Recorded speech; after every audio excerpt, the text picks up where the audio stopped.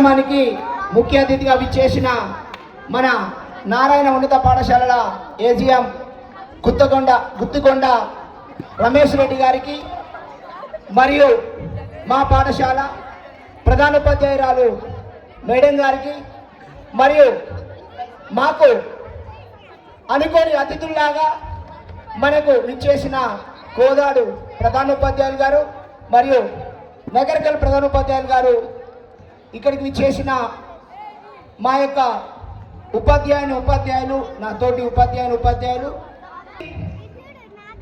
ఒక bus journey ప్రయాణం లాంటిది. ఎవరు ప్రయాణం చేస్తూ ఉంటాం, ఎవరి స్టేజ్ వచ్చినప్పుడు వాళ్ళు దిగాల్సి వస్తుంది. మీరు వివిధ నర్సరీ నుండి చాలా కష్టపడి చదువుకొని 10వ తరగతిని తొలి మెట్టులోకి అడుగు పెట్టారు. ఈ మెట్టులో నుండి మీరు దిగే అవకాశం వచ్చింది, దిగాలి. తొలి మెట్టు తడబడకుండా వేసినవా, మలి మెట్టు నువ్వు అందకుండా ఎక్కువ ఎదుగుతావు. తొలి మెట్టు తడబడ్డావా, ఎక్కడో జారి పడతావు. గుర్తుంచుకోండి 10వ తరగతి విద్యార్థులారా, తొలి మెట్టు జీవితంలో తిరిగి రానిది, మరవరానిది 10వ తరగతి లైఫ్. చాలామంది చెప్తుంటారు, కొటేషన్ కూడా వస్తుంటాయి, చిన్ననాటి స్నేహం అంటే స్కూల్ స్నేహితులు అని. 10వ తరగతి వరకు ఉన్న లైఫే మనకు చాలా గుర్తుండిపోతుంది. అందుకే మీ తల్లిదండ్రులు ఎంతో చెమటోర్చి కష్టపడి ఇక్కడ మన సూర్యాపేట పట్టణంలో నెంబర్ 1లో పాఠశాలలో మిమ్మల్ని చదివించారంటే మీ తల్లిదండ్రులకు పాదాభివందనం చేయాలి. ఎందుకంటే దేంట్లో రాజీ పడకుండా మన పాఠశాలలో ఎన్ని రకాలంటే మీకు తెలుసు, విద్యార్థుల కంటే కూడా ఎక్కువగా ఇక్కడ ఉపాధ్యాయులు కష్టపడుతున్నారు. 100%. ఆ ఉపాధ్యాయులు విద్యార్థుల కంటే కూడా ఎక్కువగా తల్లిదండ్రులు కష్టపడుతున్నారు. అదంతా మీ కొరకు.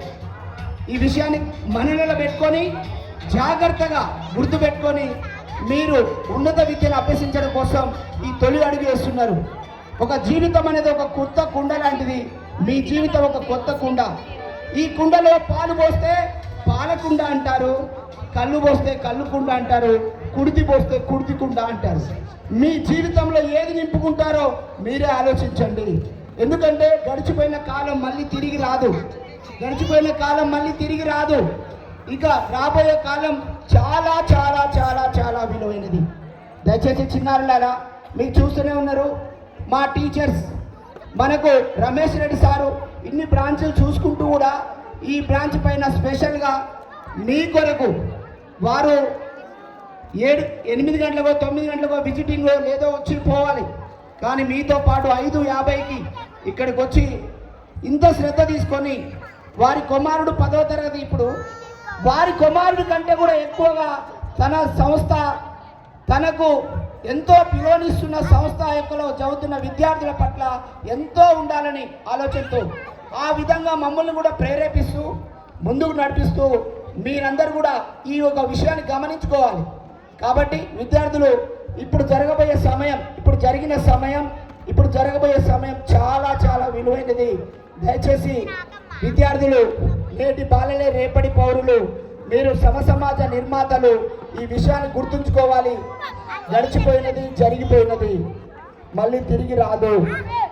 ఎన్నో చేశాం, మీ తరగతిలో ఎన్నో రకాలుగా మిమ్మల్ని ఒక్కోసారి తిట్టాం, కొట్టాం, అన్నీ మీ మేలు కొరకే.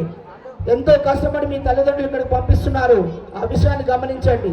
ఒకసారి మీరు రేపు పాఠశాలకు వచ్చేటప్పుడు ఒక్కసారి మీ తల్లిదండ్రుల పాదాలకు నమస్కరించండి ప్రతిరోజు.